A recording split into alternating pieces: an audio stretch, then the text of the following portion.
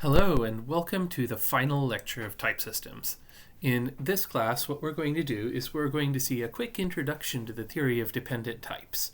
But before I do that, what I want to do is just recap dependent types a little bit and then show you what programming in a dependent type theory is actually like. So in the last lecture, we introduced them and we saw that type dependency basically lets program terms to occur inside of types. And this let us prove the correctness of programs through type checking, because our types could say things about specific programs now. And so what we saw was that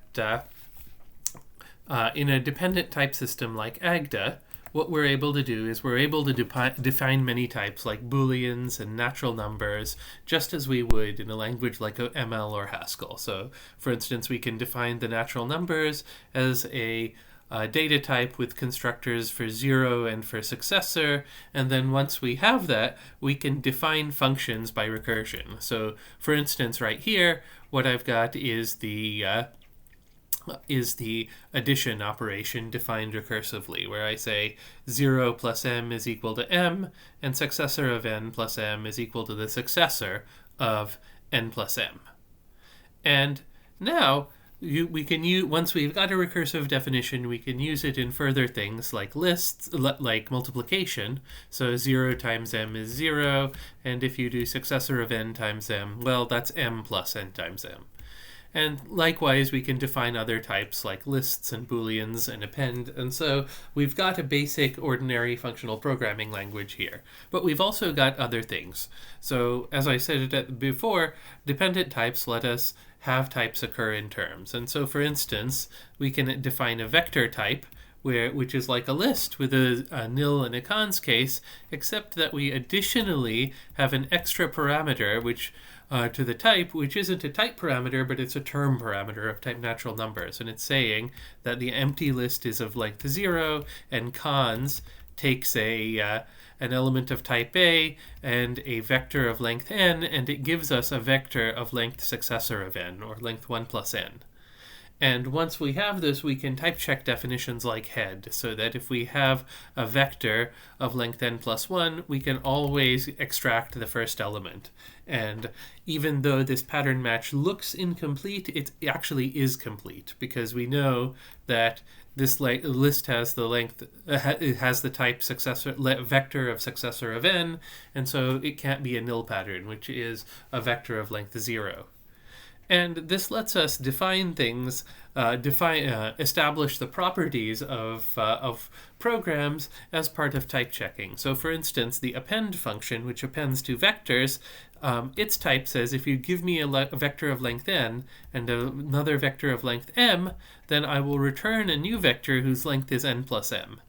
And so just by type checking, we're able to establish this property that you would have had to prove by induction about an ordinary append definition.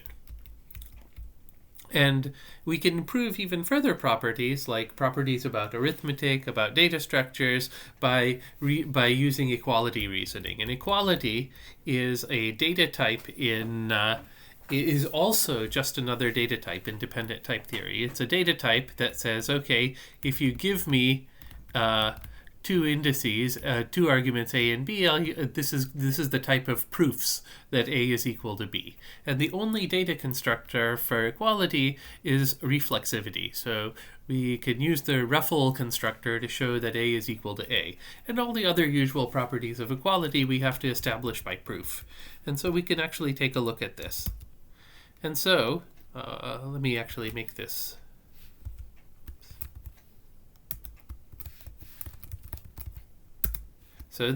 So now we're trying to prove that if A is equal to B, then B is equal to A. And how can we do that? Well, all proofs in a dependent type theory are also functional programs.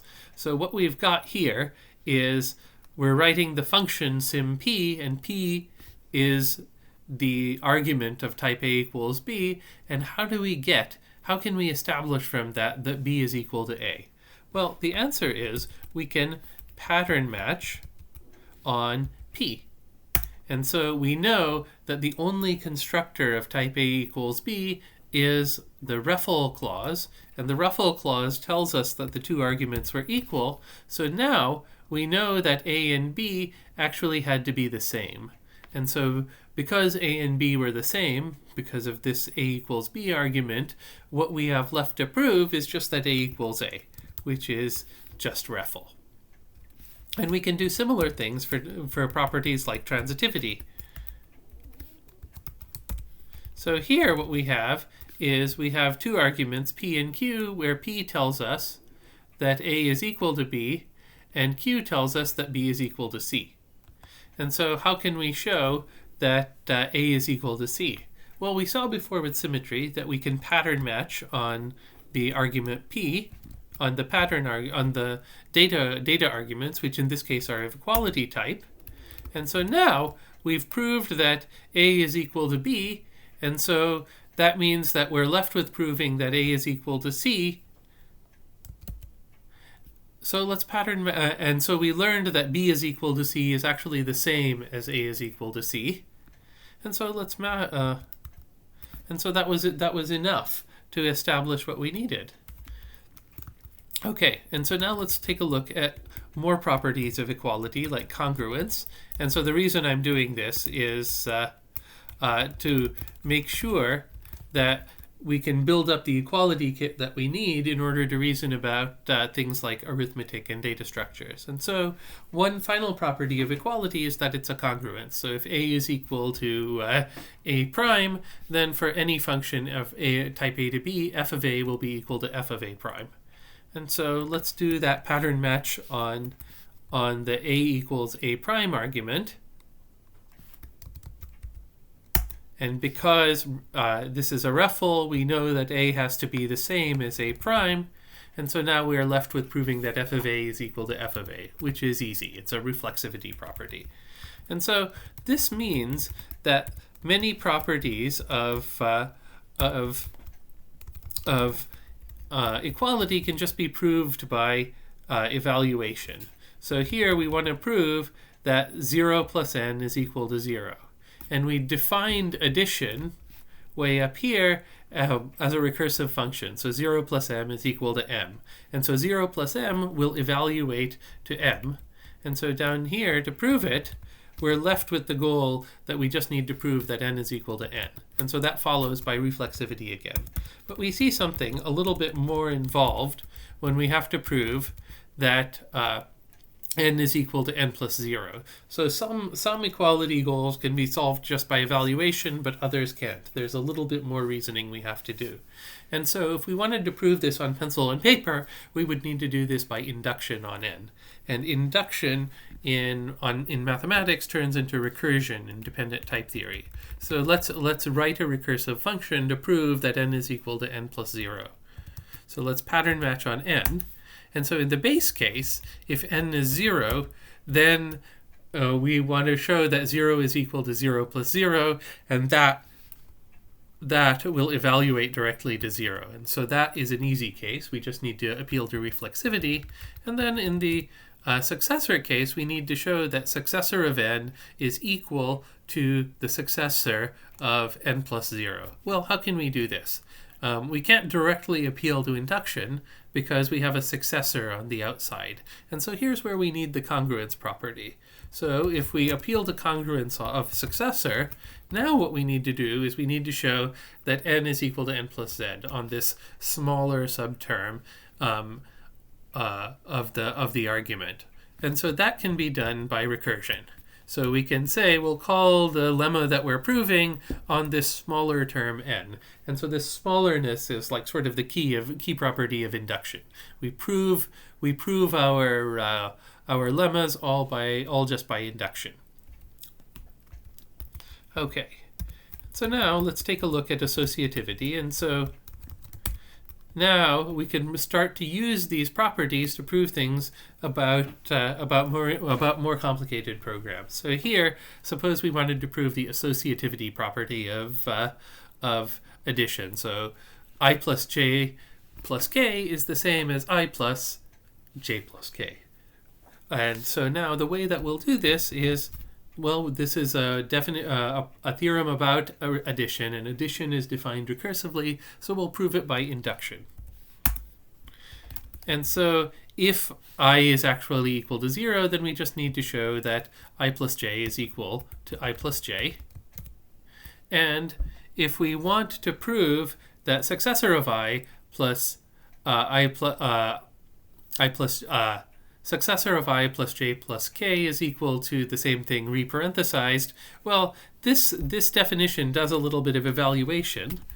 And now we're left with successor of I plus j plus k equals successor of I plus j plus k.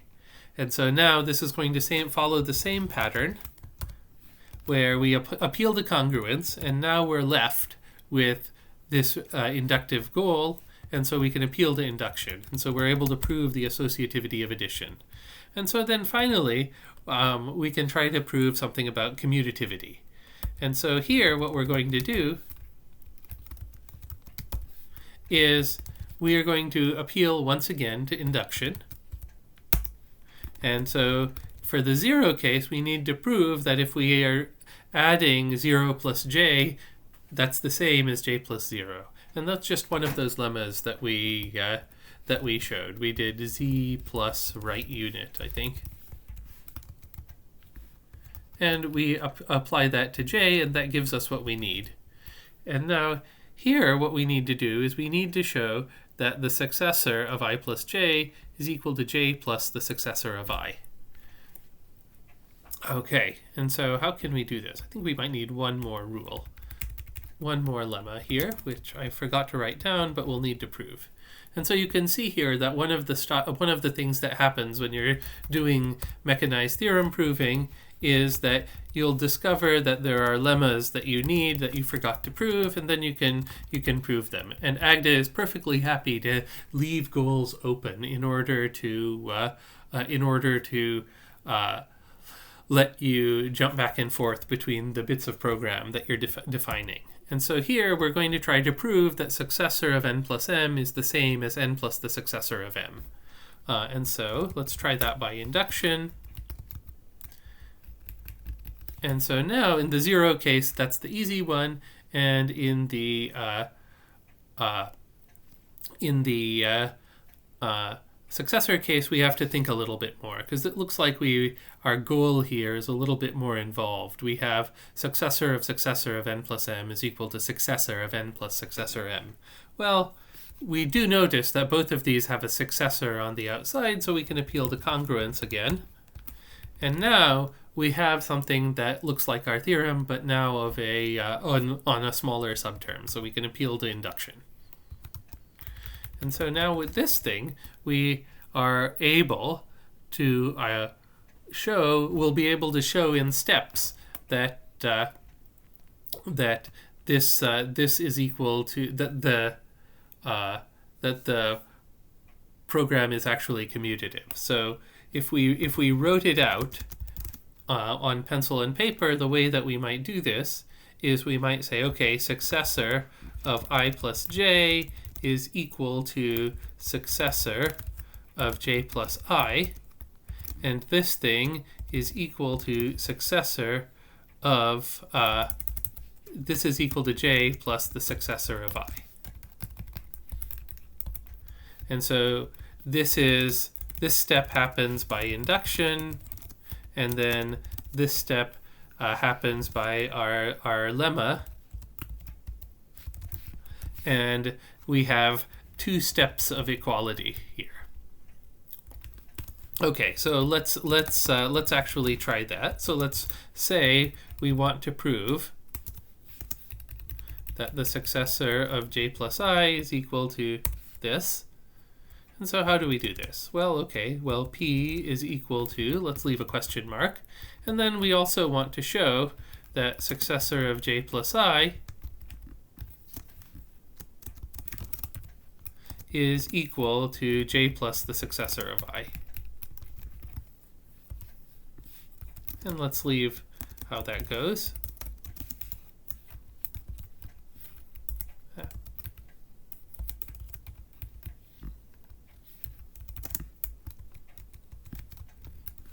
Okay, and so now let's see. I used the wrong symbol for equality.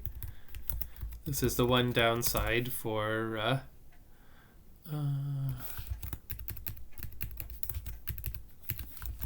this is the one downside of having a rich Unicode grammar, is having to remember which symbol you used. But now we have many more goals here. So we want to show that successor of I plus j is equal to the successor of j plus I. And so we can appeal to congruence, since they both had the successor on the outside, and now we can use induction. So we can use plus com of I and j. Okay, so we got that, and now what about this one? Well, this one we used the s plus right lemma that we proved, and on j and I, and now we have the two steps of this equality proof. And what we need first is a proof that s plus I plus j is something, and so that's our p. And now we need to prove that s of j plus I is equal to j plus si, which is the other thing we proved. And so we are able to prove that addition is commutative. And so now we have a machine-checked proof of the commutativity of addition. And so the thing I want you to take away from this is that the style of dependent programming is to lean very heavily on the types and to use an interactive proof development style. So what we're doing is we're letting the type checker of the program tell the IDE what the types of everything we need to write are, and then we look at it and try to assemble the program that we need. So it's kind of fun because it's a bit like doing a jigsaw puzzle or something. Like you get your context of variables and you assemble pieces to build the term that you want. So it's actually quite a relaxing thing to do. Also frustrating, but also relaxing. So whenever I need to do a proof late at night when I'm very tired, I'll try to do it in Agda, because this way, if my memory slips or my attention slips, like the type checker is always there to catch me. And so thanks to dependent types and interactive proof system, I can do proofs much later at night than I normally could. Okay. So we just saw an example of how we could prove the correctness of programs through type checking, but the question is like, okay, we saw what Agda is like from a programmer's point of view, but what do dependent type theories look like formally? And so we'll follow the same game plan that we've been doing. We'll give the syntax of the type theory, and then we'll describe what all the judgments are, and then we'll talk a little bit about the meta theory of the dependent type theory.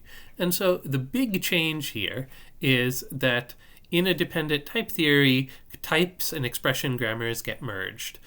So because terms can occur in types as index arguments, and types can occur in terms as like type annotations, these two grammars become so mutually recursive that it just stops making sense to distinguish them.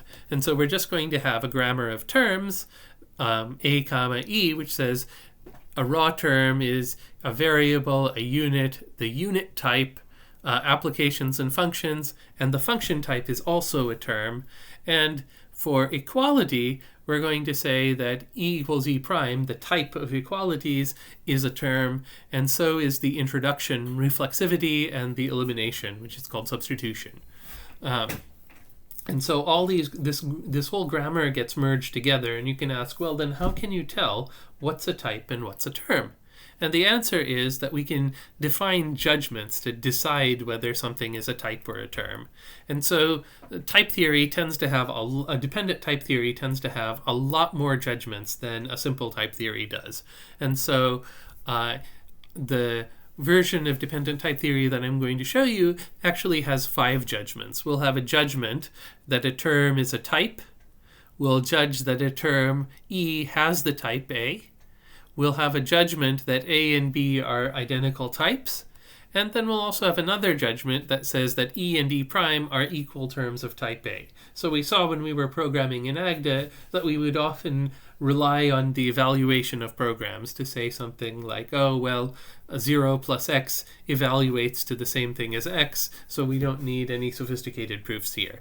And this evaluates to judgment is this E triple equals equal prime judgment. It says E and E prime are equal terms up to evaluation of type A.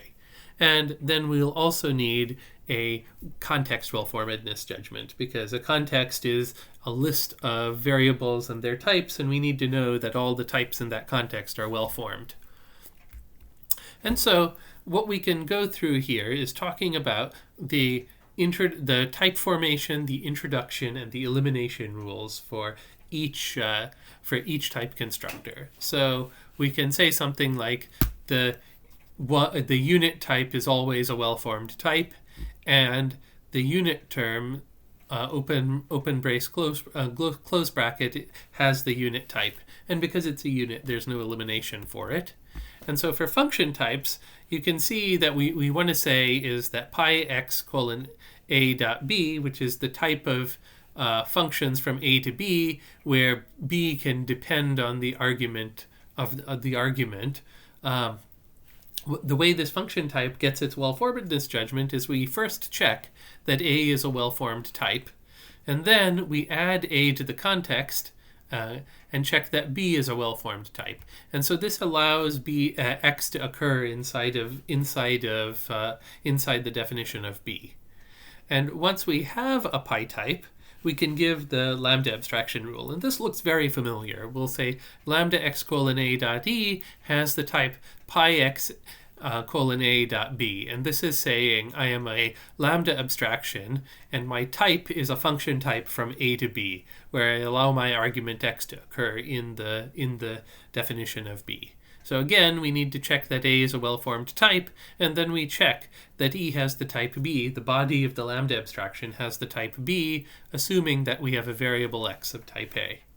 And then the function application rule looks very, very, very normal. So we have a function argument E of type pi x colon a dot b, and we have an argument E prime of type A, and then we can do an application, E prime applied to E. And the only wrinkle is that we're allowed to make use of this extra information. We know that the term we're applying is E prime, which has the type A, and so that in B, where we have a free variable x of type A, we can substitute E prime for x. And so now we have the type B, but with E prime for x. We're specializing the type based on the argument that we're passing the function. And finally, there's the introduction and elimination for equality types. So equality in dependent type theory is just another type. So we'll say E equals E prime at the type A. That is the type of proofs of equality. And so this is well formed when A is a type and both E and E prime have that type A. So we're saying, so you'll have an equality at type nat, an equality at function type, and so on. And the way that we introduce equalities is just as we saw in the AGDA programming. We say that if we have a term E of type A, then the term REFL tells us that E is equal to itself.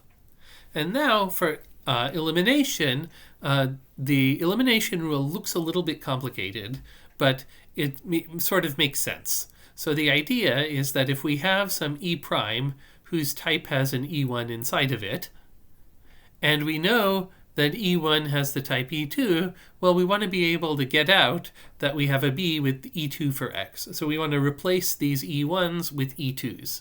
And so the way that we do this is with what's called substitution. So we'll say, okay, if we have a proof that E1 is equal to E2, and we know that B is a type with x as a free x of type A as a whole in it, and we know that E prime has the type E1 for x in B, then when we can substitute E1s and E2s for E1s, we'll get E2 for x in type B.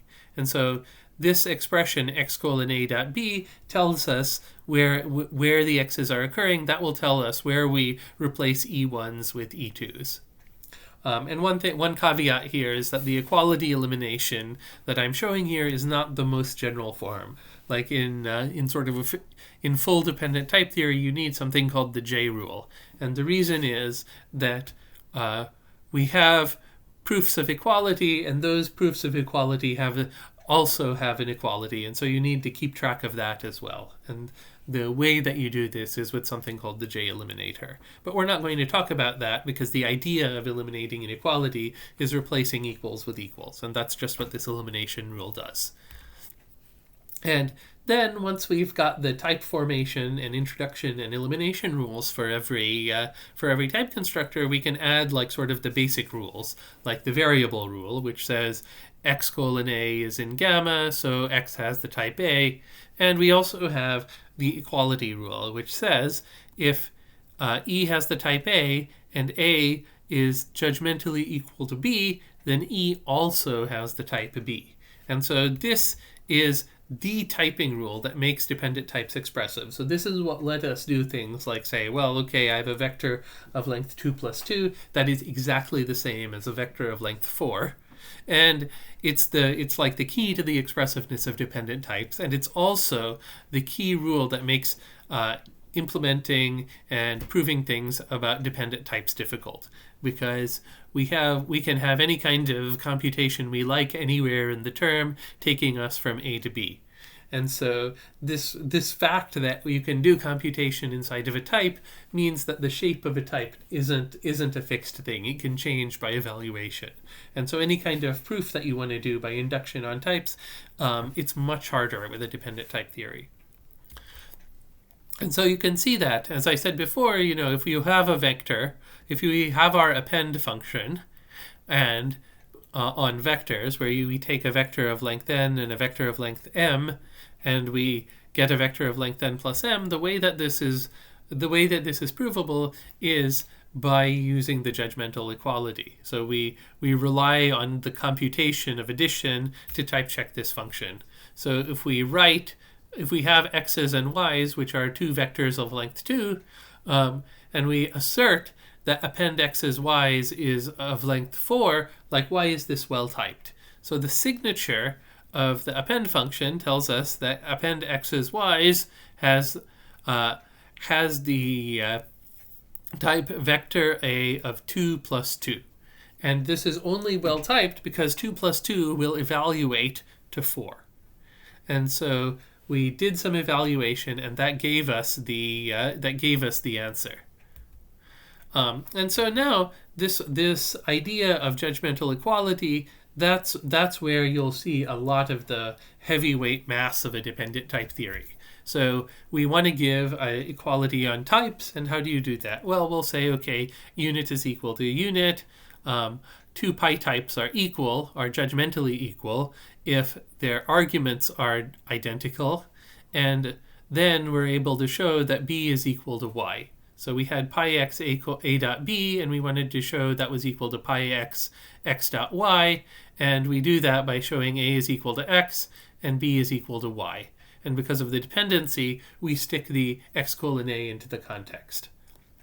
And likewise, for the judgmental equality of identity types, we again do this pointwise. So E1 equals E2 at type A is judgmentally equal to E1 prime equals E2 prime at type A prime if A is equal to A prime, E1 is equal to E1 prime, and E2 is equal to E2 prime.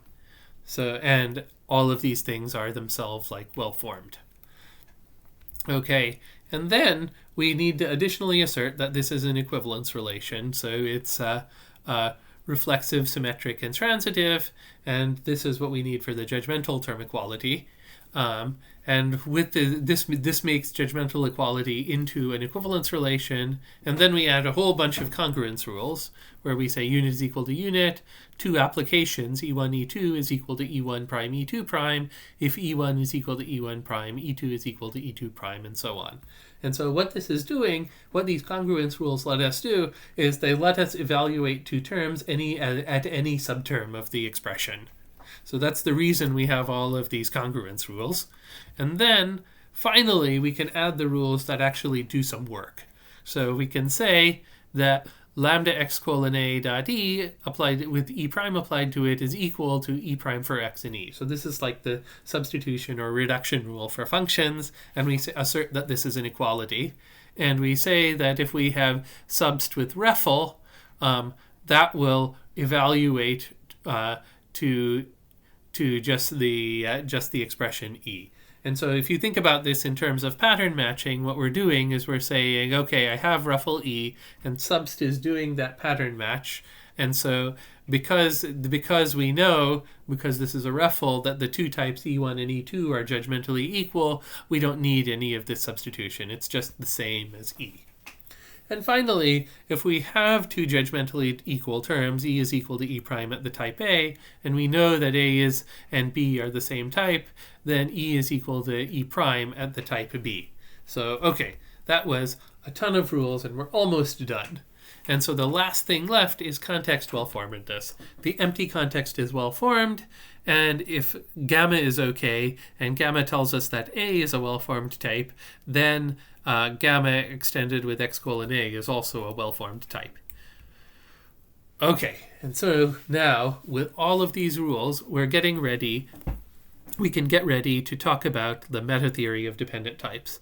And so we can prove things like weakening. So if C is a type in gamma and gamma comma gamma prime tells us A is a well-formed type, then we can stick a variable z colon z into the context and A will still be a well-formed type.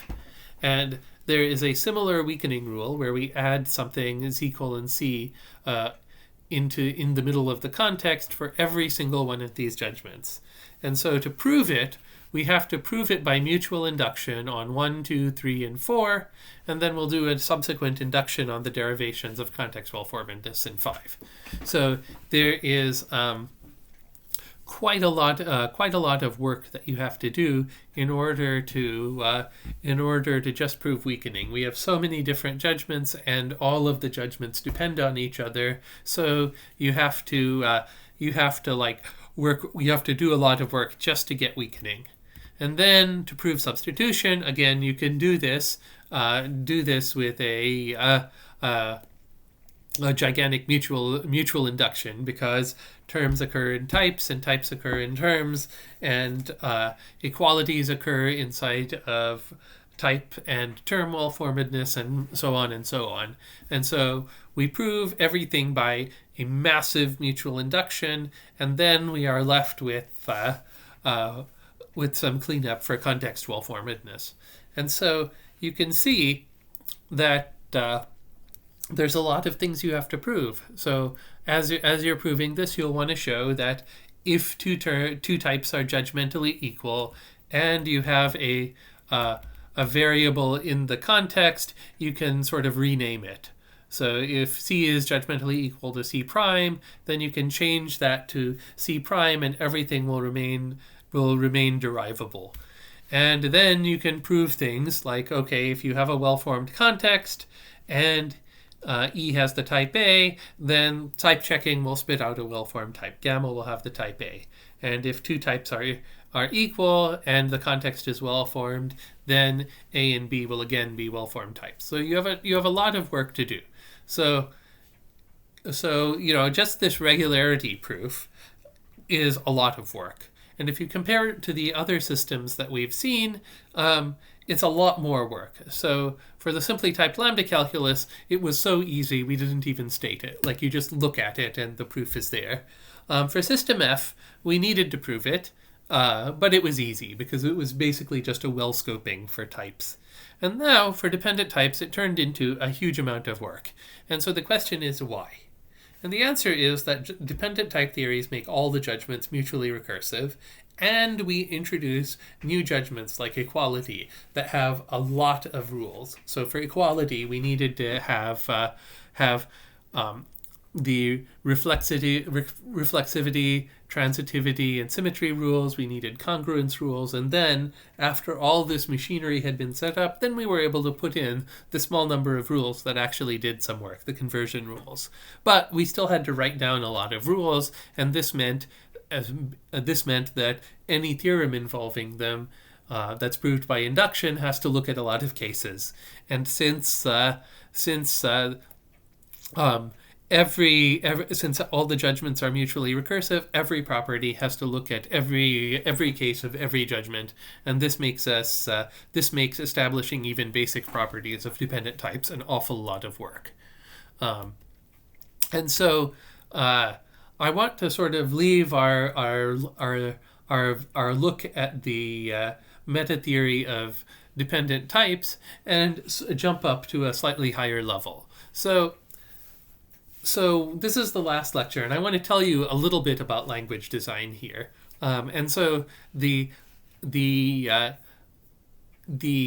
fact of the matter is that if you go to work as a programmer, at some point in your career, you will probably design at least a few languages. You will definitely define things like configuration languages.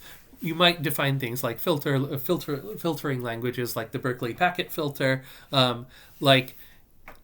You will find yourself doing things like, okay, you've defined a configuration file format, some configuration parameters repeated multiple times, so you'll end up wanting a notion of a variable in it. And now you have a programming language. It has a notion of variable. That means it needs a notion of substitution. And if you do things in an ad hoc way, then it's going to create a lot of pain. So, much of the friction in programming isn't with dealing with, programming proper, but in all the accidental languages that grew up around the big programs, so like shell scripts and build systems like makefiles, package manager configurations, Docker files. All these things have configurations, and the configuration languages are not so great in any case. So I want to show you. I show you one that I was struggling with earlier. For all of these lectures, I built I had a makefile to build them, and one thing to look at is. I have a list of lectures, and what I want to do is from the lectures, I want to generate the names of the PDF files for the target and the handouts for each of the lectures, and then write some makefile rules that will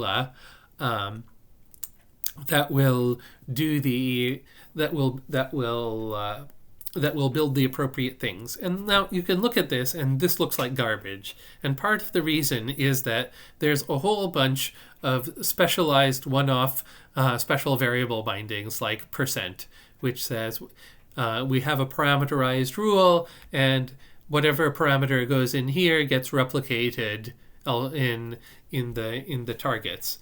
And this thing here is the one thing you can do. You can't have a pattern rule with two patterns in it, and that's really annoying. And then the variable references, like lectures, these turn out to actually be recursive definitions, because there's pattern expansion. And so if lectures referred to lectures, then you may actually have an infinite loop in your makefile. And these variables were added one at a time, like as the needs on makefiles increased, and because of this, like there's no uniform substitution principle. There's no easy way to define these parameterized definitions, and it makes things quite hard to read and quite hard to remember. And so every time I write a makefile, I have to look at the manual every single time. And it didn't have to be this way. So in your career, what you'll see is that often the highest value ideas are the most basic. So if you figure out the abstract syntax tree, you're like well ahead of the game compared to LaTeX. If you know what contexts and variable scoping looks like, you're ahead of languages like CSS. If you have a decent substitution principle, you sketch that proof, and now you're doing really well. Like you're better off than Python now. And if you have a type safety argument, well, now you've designed a language that's better than 98% of the languages you'll ever see. And so really basic things that I've been taking for granted in this course are actually going to be like really powerful ideas. And even exotic principles like this, like the termination arguments we saw, those are actually going to be pretty useful when you design a configuration language and want to guarantee that you don't have infinite loops in it. So you're going to design languages more often than you think in your career, and it'll turn out that you can get a lot of leverage out of type theory. So we've had a long, productive interaction between type theory and logic and programming language design, and you should really take advantage of it. That's why these ideas were invented, and I really hope you will in your future career. Thank you very much.